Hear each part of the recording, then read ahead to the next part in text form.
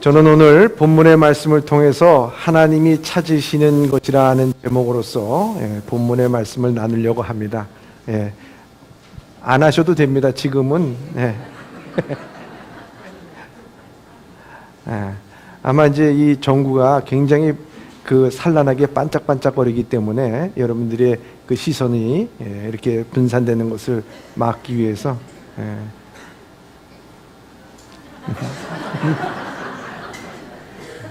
착하고 충성된 종입니다.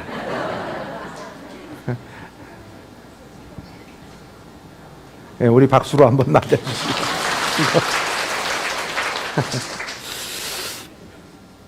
저는 요즘에 여러분들에게 찾는 것에 대해서 말씀을 전하고 있습니다. 지난주에는 정말 우리가 찾아야 할 것에 대해서 말씀을 드렸습니다. 도끼를 나를 찾아야 하듯이 오늘 우리 가운데선 소망이라는 것, 하나님의 소망을 찾아야 되고 구원의 기쁨과 감격을 찾아야만 하는 것이다. 여러분들에게 말씀을 드렸습니다. 오늘도 저는 이 찾는 것, 하나님이 찾으시는 것이 무엇인가? 하나님이 찾는 것이라고 하는 것은 바로 우리가 잃어버린 것이 있다고 하는 것이죠. 그렇기 때문에 하나님은 우리를 향하여서 그 무언가를 찾고 계시다 하는 것을 우리에게 말씀하고 있습니다. 요즘에 우리에게 있어서, 정말 우리 민족에게 있어서 뭔가 잊어버리고 살다가 정말 찾아야 되는 메시지를 던진 그 영화 한 편이 있습니다. 그것은 박열이라고 하는 영화입니다. 여러분, 일제시대 때의 박열 의사에 대한 이야기입니다. 이 박열이라는 분은요, 1902년에 경북 문경에서 태어납니다. 그는 보통 고등학교, 국민학교, 초등학교를 졸업할 즈음에 그는 일제의 만행을 경험하게 되고 조선인 선생이 눈물로써 이제까지 내가 억압을 통해서 내가 너희들에게 거짓을 말하고 잘못된 것을 가르쳤다라고 참회를 하는 말을 하게 됩니다. 그때 그는 마음에 결심하기를, 내가 이 나라 민족의 독립을 위해서 내가 배우고 또 독립을 위해서 힘써야 되겠다 하면서 그는 지금의 경기 고등학교 전신인 경기 보통 고등학교에 입학을 하지만 그는 거기서 중퇴를 하고 일본으로 건너가게 됩니다. 왜냐하면 이 일제의 가장 중심부인 도쿄에서 항일 운동을 하기 위해서 일본으로 건너가게 됩니다. 그래서 일본에 있는 유학생들이 모인 그 집단에서 시도 씁니다. 그런데 거기에서 운명적으로 자기의 아내, 일본인 아내, 가네코 후야코라고 하는 일본 아내를 만나게 됩니다. 이 일본 아내는 어떻게 만나게 됐느냐? 조선 청년이라고 하는 그 유학생들이 펴내는 잡지에다가 이 박열이 시를 썼어요. 그 시를 쓴 것이 제목이 뭐냐? 나는, 제가 좀 입으로 담기가 그렇지만 그 시 내용이 그렇습니다. 나는 개새끼로 소이다. 이게 이제 그 시의 내용입니다. 개새끼라는 말은 일본 사람들이 이 조선 사람들을 비하해서 말할 때에 이 개새끼라 이렇게 말합니다. 주인의 눈을 피해서 밖에서 콩콩 짖어대는 개를 의미한다 하는 것입니다. 나는 그런 개가 되질 않겠다 하는 의미에서 나는 개새끼로 소이다 라는 시를 썼어요. 그 시를 접하자마자 마음에 뭉클하면서 한순간에 내가 이 사람을 사랑해야 되겠다 하는 생각을 들고 이 가네코 후야코는 이 박열을 만나게 됩니다. 그리고 그를 사랑하게 됩니다. 그를 사랑하게 되니 그의 조국을 사랑하게 됩니다. 그의 조국을 사랑하게 되니 그가 하는 항일 운동에도 마음을 같이하여서 모든 일들을 감당하게 됩니다. 때마침 관동 대지진이 일어나게 됩니다.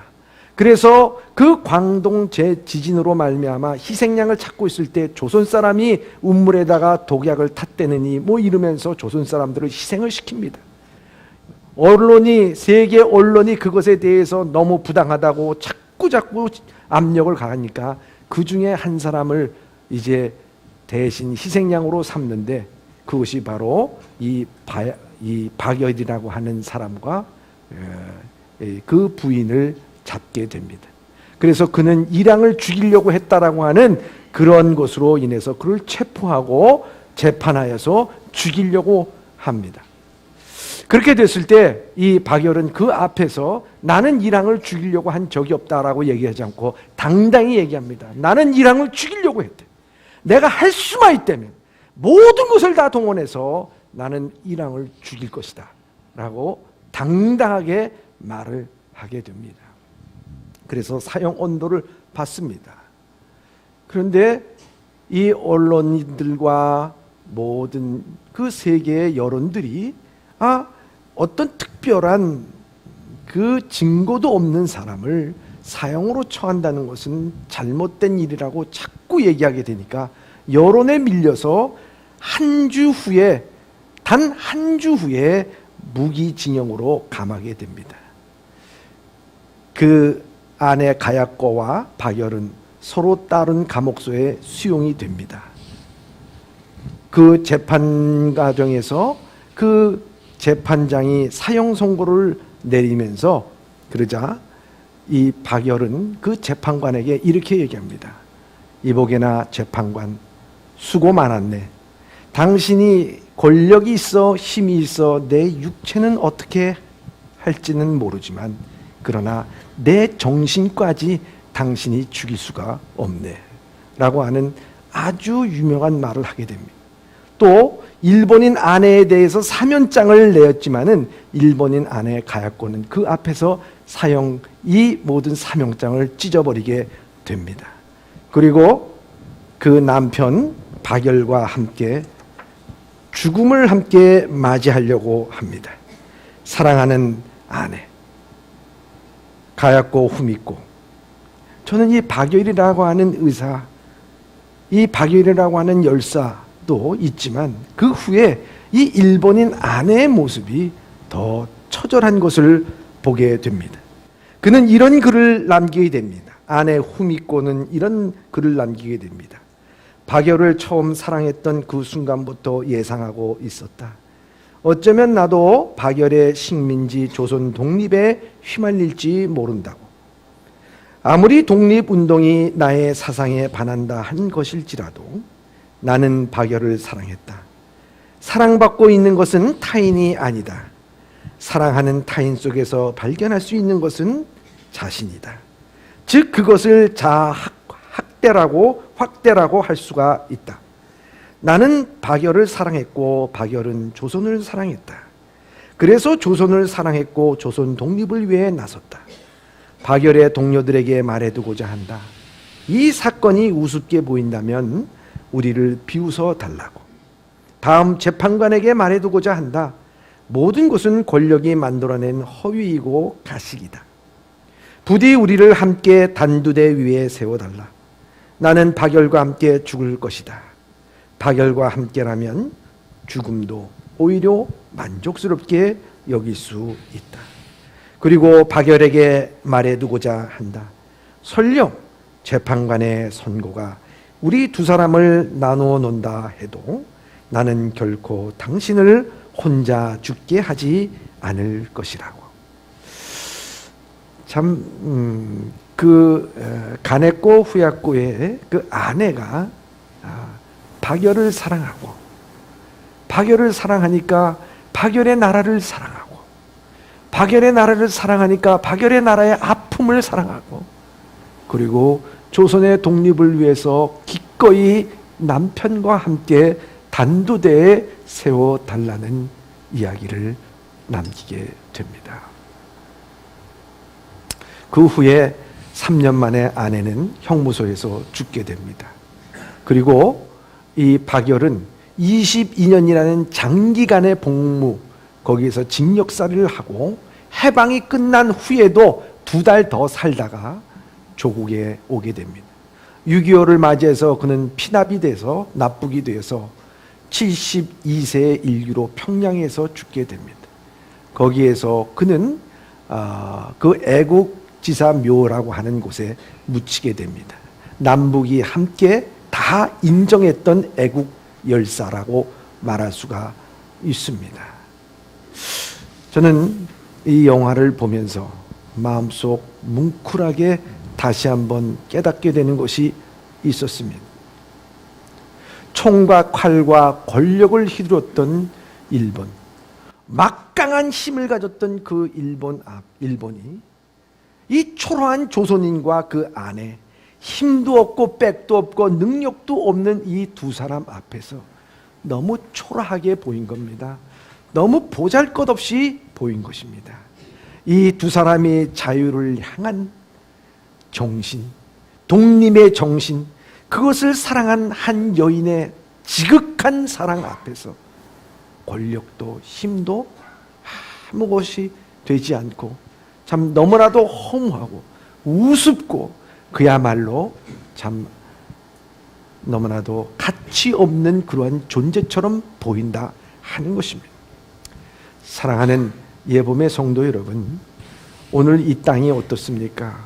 오늘 이 땅에 북한이 핵무기를 이제 보유하는 국가로서 기정사실화돼 가고 있습니다.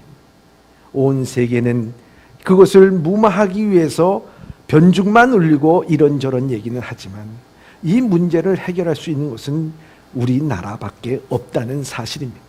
그런데 더욱더 중요한 것은 이 문제를 해결하는 것은 바로 역사의 주관자이시고 또 세상을 섭리하시는 오직 하나님 주권에 달려있다는 사실을 믿으시기를 바랍니다. 그런데 이러한 현실 가운데서 오늘 이와 같이 정말 보잘것없는 한 남자여 한 여자지만 그 독립의 정신과 자유의 정신과 사랑하는 마음이 오늘 뭉클하게 오늘 이 민족이 잊어버리고 있는 것은 아니었는가 하는 것을 다시 한번 되짚어보게 만들고 다시 한번 생각나게 만드는 그런 영화는 아니었는가 하는 생각을 하게 됩니다. 오늘 본문의 말씀 가운데서도 예수님께서는 이와 같이 오늘 이 땅에서 정말 너희에게 하나님이 찾으시는 것은 무엇일까? 하나님께서 여러분들을 향해서 찾고 있는 것은 무엇일까? 그것을 오늘 본문의 말씀 가운데서 예수님께서는 비유를 통해서 우리에게 말씀해 주고 있습니다. 오늘 본문의 말씀 9절의 말씀입니다. 시작. 또 자기를 의롭다고 믿고 다른 사람을 멸시하는 자들에게 이 비유로 말씀하시되. 아멘. 여기 보면은 주님께서는 이 비유의 대상이 누구인가를 명확하게 말씀하고 있습니다. 자기를 의롭다고 믿을 뿐만 아니라 다른 사람들을 멸시하는 자들에게 이 비유를 말씀하시고 있다는 것입니다. 자기가 의롭다라고 얘기하는 사람이 과연 누굴까요? 바로 그 사람이 바리새인이라 하는 것입니다. 이 바리새인은 자기가 의롭다고 생각하고 믿고 살았습니다. 사람이 자기가 의롭다고 생각하는 사람은 그 특징은 뭐냐? 반드시 남을 정죄하게끔 되어 있습니다. 남을 비판하게끔 되어 있다 하는 것입니다. 왜냐하면 내가 의로운 것을 나타내기 위해서는 상대방이 잘못하고 상대방이 못됐다고 하는 것을 드러내야 되기 때문이라 하는 것입니다. 그래서 항상 그 싸움이 나고 분란이 일어나는 그 집안을 보면 항상 얘기하기를 나는 뭐 하고 나는 이렇게 하고 난 저렇게 하고 난 밖에서 나가서 이런 일 하고 저런 일 하고 나는 힘써서 일하는데 당신은 한 게 뭐야? 이렇게 되는 것입니다. 바리새인들이 가득한 집은 싸울 수밖에 없어요. 자기의 의의를 드러내기 위해서는 누군가의 희생양을 삼아야 되는 것입니다. 그래서 자기를 의롭다고 믿고 다른 사람을 멸시하는 자들에게 비유로 말씀하시되 한 바리새인의 기도, 그들의 기도는 어떤 기도였을까요? 10절과 11절의 말씀입니다. 시작. 바리새인은 서서 따로 기도하여 이르되 하나님이여 나는 다른 사람들 곧 토색 불의 간음하는 자들과 같지 아니하고 이 세리와도 같지 아니함을 감사하나이다. 나는 일이 2번씩 금식하고 또 소득의 11조를 드리나이다 하고. 아멘. 이 바리새인이 기도하는 그 기도의 내용을 보면은 참 다른 사람에 대해서 토색이나 불이나 간음, 죄를 짓지 아니할 뿐만 아니라 하나님 앞에 11조도 드리고 금식도 하고 감사함을 드리는 사람들입니다. 이러한 기도의 내용을 예수님께서 들으시고 예수님께서는 그 바리새인들에게 얘기하기를, 야, 너 참 잘 믿는구나. 네 신앙이 참 으뜸이구나. 너는 너처럼 그렇게 내가 원하는 것을 하고 있느냐 하면서 예수님께서 이 바리새인의 기도를 들으시고 칭찬을 한 게 아니었습니다. 마태복음 23장의 25절에 보면 예수님은 이 바리새인들과 사두개인들에게 이렇게 말씀하고 있습니다. 시작. 화 있을진저 외식하는 서기관들과 바리새인들이여, 잔과 대접에 겉은 깨끗이 하되 그 안에는 탐욕과 방탕으로 가득하게 하는도다. 아멘. 마태복음 23장을 보면요, 거기 전체가 어떤 내용이냐면 예수님께서는 화 있을진저 하면서 외식하는 바리새인들과 사두개인들을 신랄하게 비판을 하고 있는 주님의 모습을 바라볼 수가 있습니다. 주님께서 원하시고자 하고 보시고자 하고 찾고자 했던 것은 무엇이었을까요? 그들에게 있어서는 외식하는 거였습니다. 주님께서 원하시는 것은 11조를 잘 드리고 그리고 금식을 하고 토색하지 않고 불의를 저지지 아니하는 그 겉모습이 아니라 그 속심령의 모습이었습니다. 그들의 속심령들은 다 회칠한 무덤과 같다라고 말씀하고 있습니다. 속은 엉망이면서 그 자신은 외면적으로는 완벽한 삶을 살려고 자기 의의를 드러내려고 하는 그 모습을 주님께서는 간파하시고 얘기한 것입니다. 이런 재미나는 이야기가 있습니다. 어떤 사람이 참 결혼하기를 원했습니다. 그래서 그 남자는 자기의 대상이 되는 여자는 완벽한 여성을 찾기를 원했습니다. 그래서 완벽한 여성을 찾아서 인생의 여행을 떠나게 됩니다. 그래서 그는 시간이 지나면서 그 완벽한 여성을 찾으려고 애를 쓰다가 보니까 세월이 지나갔습니다. 어느덧 칠순이 다 됐습니다. 그러자 친구가 얘기합니다. 이보게나 자네가 찾던 그 이상형 완벽한 여성 찾았나? 그러자 이 남자가 얘기합니다. 찾았지. 그 찾았으면 왜 결혼을 안 했나? 그러니까 그 사람이 얘기하기를 그 사람은 완벽한 여성인데 그 여성 또한 완벽한 남성을 찾고 있더군. 근데 내가 그 앞에 보니까 완벽하질 못했어. 내 허물, 내 부족, 내 모든 것이 있더구만. 여러분, 오늘 우리가 하나님 앞에서 우리의 온전함을 드러내려고 합니까? 여러분, 내가 완전한 사람을 만나고 아주 온전한 사람을 만난다는 것은 여러분, 내가 완전하게 됩니까? 내가 온전합니까? 그렇지 않습니다. 이 세상 누구도 다 허물이 있고 누구도 다 죄인이요 힘들고 어렵고 결점투성인 것이 우리의 인간이죠. 여러분, 만일 나는 참 완전합니다, 나는 모든 것을 다 했습니다, 나는 완벽합니다, 그런 사람에게 하나님이 뭘 필요가 있을까요? 자기 신념대로 살아가면 됩니다. 자기 의의로 살아가면 되는 거예요. 하나님이 더 이상 필요 없어요. 하나님이 그런 사람을 찾지 않아요. 바로 지금 바리새인의 기도의 맹점은 무엇이냐? 그 사람들에게는 하나님이 필요 없다는 거예요. 왜? 자기 자신이 하나님이기 때문에 그렇다는 것입니다. 결국 그의 기도는 바로 그러한 기도였다고 하는 것입니다. 그런데 이 세리의 기도는 어떻습니까? 이 세리라고 하는 사람들은요, 그럼 그 1세기 때 이 세리는 어떤 사람이었냐면 이 로마의 앞잡이요 또 반역자요 매국노라는 말을 들었습니다. 그래서 죄인의 대표적인 두 사람을 들라 그러면 창기와 세리라고 이렇게 말할 정도였습니다. 왜냐하면 그 로마 당국에서 세금이 얼마다라고 하는 것, 징수를 얼마 하라는 것이 명령이 떨어지고, 그런데 그 징수를 얼마를 거둬라 하는 것은 바로 이 세리의 재량에 맡겼다는 거예요. 그래서 어떤 집에 내가 세금을 이 로마에서 100만 원을 내라 하면 자기가 200만 원을 써가지고 세금을 내셔 그럼 내는 거예요. 그래서 100만 원은 로마 정부에, 그리고 100만 원은 자기가 착복을 하는 것입니다.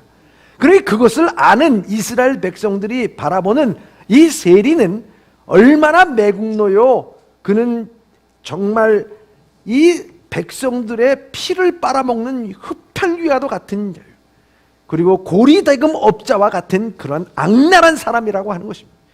아무리 그 사람이 어떤 일을 한다 하더라도 그 사람에게 대해서 선하게 봐줄 아무것도 없던 그런 사람인 것이 바로 이 세리라 하는 것입니다. 그런데 오늘 본문의 말씀에 보면은 이 세리의 기도를 두고서 예수님께서는 그가 의롭다함을 받고 돌아갔느니라 하면서 이 세리의 기도를 오히려 들어주시고 세리를 칭찬하고 있는 모습을 볼 수가 있는 것입니다. 그때 당시에 사람들의 눈에는, 귀에는 이런 것은 가히 혁명적인 예수님의 말씀이나 다름이 없었다고 하는 것입니다. 왜 예수님은 그 바리새인의 기도보다도 이 세리의 기도를 들어서 그를 의롭다고 하셨을까 하는 것입니다. 그 내용은 다른 것이 아니었습니다. 이 세리의 기도 가운데 우리가 찾아볼 수가 있는 것입니다. 세리는 어떻게 기도했습니까? 13절에 이렇게 기도를 합니다. 시작. 세리는 멀리 서서 감히 눈을 들어 하늘을 쳐다보지 못하고 다만 가슴을 치며 이르되 하나님이여 불쌍히 여기소서 나는 죄인이로소이다 하였느니라. 아멘. 세리는 기도를 합니다. 세리는 가까이 가지도 못하고 멀리 서서 감히 눈을 들어 하나님을 바라보지도 못합니다. 그리고 고개를 푹 숙인 채 불쌍히 여겨주십시오. 나는 죄인입니다. 하나님 앞에 그렇게 간절히 기도하고 돌아가는 것입니다. 한마디로 얘기해서 그는 부끄러웠습니다. 자기가 부끄럽습니다. 자기가 너무나도 하나님 앞에서 부끄러워 눈을 들 수가 없는 존재가 됐습니다. 자기가 예전에는 사람이 두려웠습니다. 매국노라는 말을 듣는 것이 두려웠습니다. 사람들이 자기를 해코지할까 봐 두려웠습니다. 그런데 정작 자기가 죄인인 것을 알고 정말 두려워해야 될 분이 하나님인 것을 알고 하나님이 두려워지기 시작하니 사람이 두렵지가 않았습니다. 그는 하나님 앞에 와서 다른 이야기를 한 것이 아니었습니다. 그저 그는 나는 불쌍히 여겨주십시오.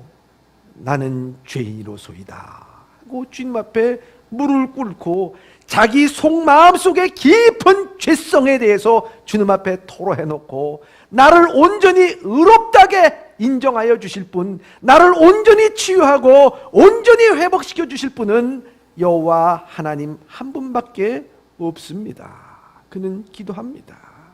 그는 주님 기도할 때, 주님 앞에 올 때 그는 의복을 어떻게 입느냐가 중요한 것이 아니었습니다. 머리에 어떻게 기름을 받느냐가 중요한 것도 아니었습니다. 그는 제단 앞에 어떻게 서서 기도하고 어떤 기도문을 갖고 기도하느냐가 중요한 게 아니었습니다. 나는 하나님 앞에 죄인입니다. 주여 나를 용서하여 주시옵소서.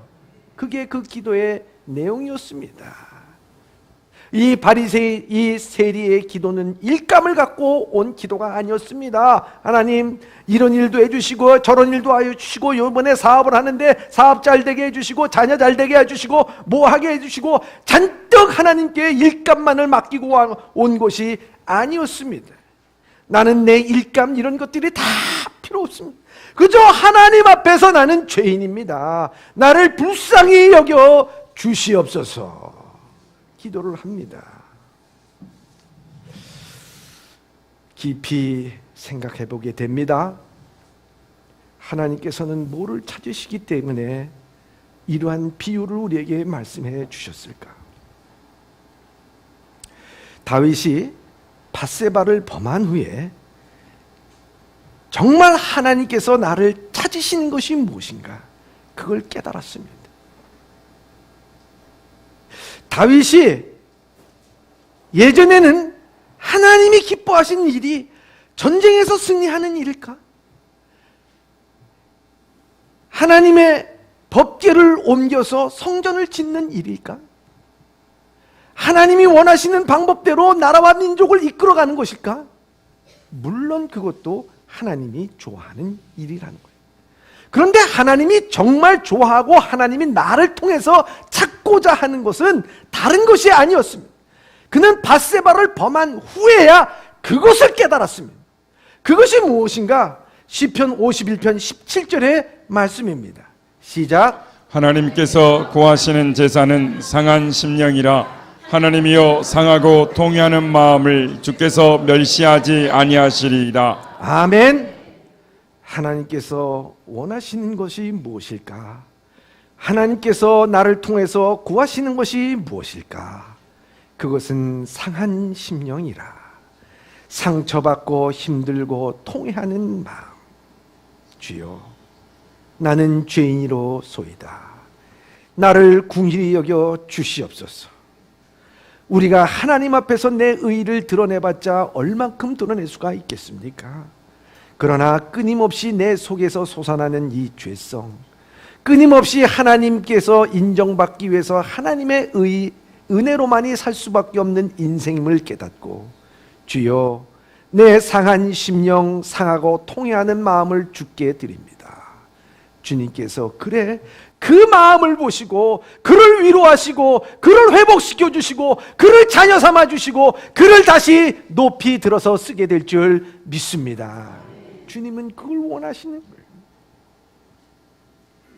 저 프린스턴 신학교에 가보면 그 도서관에요, 역대 총장들의 초상화가 쫙 유화로 그림이 걸려 있습니다. 그런데요, 거기에 한국 목사님 초상화가 하나 걸려 있습니다. 그분은 프린스턴 신학교의 총장도 아니었고요, 어떤 대신학자도 아니었습니다. 그분은 바로 우리 한국 교회를 영적으로 이끌었던 한경직 목사님이었습니다. 그 한경직 목사님은 종교계의 노벨상이라고 하는 템플턴 상을 수상했습니다. 그리고 그 상금 100만 불을 영락교회에다가 즉시 헌금을 했습니다. 그런데 이 헌금을 했다는 게 중요한 게 아니고요, 그 템플턴 상을 받은 후에 이 목사님이 그 수상 소감을 말했습니다.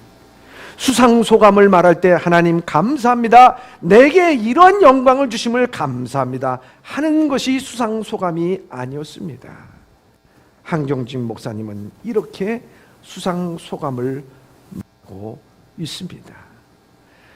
저는 하나님께서 저에게 말씀하신 제1계명, 나 외에 다른 신을 섬기지 말라 하는 제1계명을 어겼습니다. 저는 신사참배를 했습니다. 하면서 한국 교회에게 머리 숙여 참배를 하는, 참회를 하는 모습을 보여주었습니다. 여러분, 모든 사람들이 존경받고 또 사랑하는 목사님, 덮을 수도 있는 모든 것들을 그는 만인 앞에서 그리고 영광을 받는 그 자리에서 얘기합니다. 나는 신사참배했습니다. 여러분, 우리나라가 해방된 다음에 감옥 속에 있었던가 감옥 밖에 있었던 사람, 신사참배한 사람과 신사참배를 하지 않고 고난의 끝에 이긴 사람들, 이 사람들이 어떻게 했을까요? 서로 싸우기 시작했습니다. 당신은 회개해야 됩니다. 당신은 잘못했습니다. 당신은 강단했을 자격이 없습니다. 참회합니다. 그러면서 나중에 이렇게 얘기합니다. 그때 당시에 그 성도들을 데리고 있고 그들을 이끌기 위해서는 어쩔 수가 없었습니다. 서로들 자기의 의의를 드러내기 시작합니다. 우리는 그래도 고난을 받았습니다. 하나님이 그렇게 하는 것입니다. 하나님의 뜻은 우리의 성도들을 보호하는 일입니다. 어쩔 수가 없었습니다. 하나님의 뜻을 내놓고 자기의 의의를 드러내면서 서로 싸우기 시작하고 분열하기 시작하고 갈라지고 깨지기 시작합니다. 교회가 분열됐습니다. 교회가 갈라지기 시작했습니다. 여러 갈래, 천 갈래, 만 갈래로 이미 마음은 갈개각이 다 찢어지고 말았습니다. 이 한국교회의 현실 앞에서 바로 이 한경진 목사님은 바리새인의 마음이 되려고 하는 것이 아니라 세리의 마음이 되려고 하는 마음으로 나는 신사참배를 했습니다. 주여 나를 불쌍히 여겨 주시옵소서. 나를 긍휼히 여겨 주시옵소서. 그 기도를 드림으로 말미암아 우리가 사람 앞에서 의롭다함을 받고 주변의 의롭다함을 받고 환경에 대해서 의롭다함을 받는 것이 아니라 오직 나를 의롭게 하실 분은 여호와 하나님 한 분인 줄 믿습니다. 그 십자가 앞에 무릎을 꿇었습니다. 사랑하는 예범의 성도 여러분, 여러분들의 마음에는 바리새인의 마음이 있습니까? 세리의 마음이 있습니까? 2차 세계대전이 끝난 후에 독일 교회는 나치에 협력했던 모든 목회자들이 나와 우리의 이런 모든 모습은 참회합니다. 나는 이 모든 것을 처분을 말합니다. 하면서 그들은 모두 무릎을 꿇었습니다. 그때 나치에 항거하여 고백했던 고백교회 목회자들이 함께 모였습니다. 그들은 손을 잡았습니다. 그리고 다시 하나가 되어 공동 성명을 발표했습니다. 역사의 주관자시는 분은 오직 여호와 한 분뿐이십니다.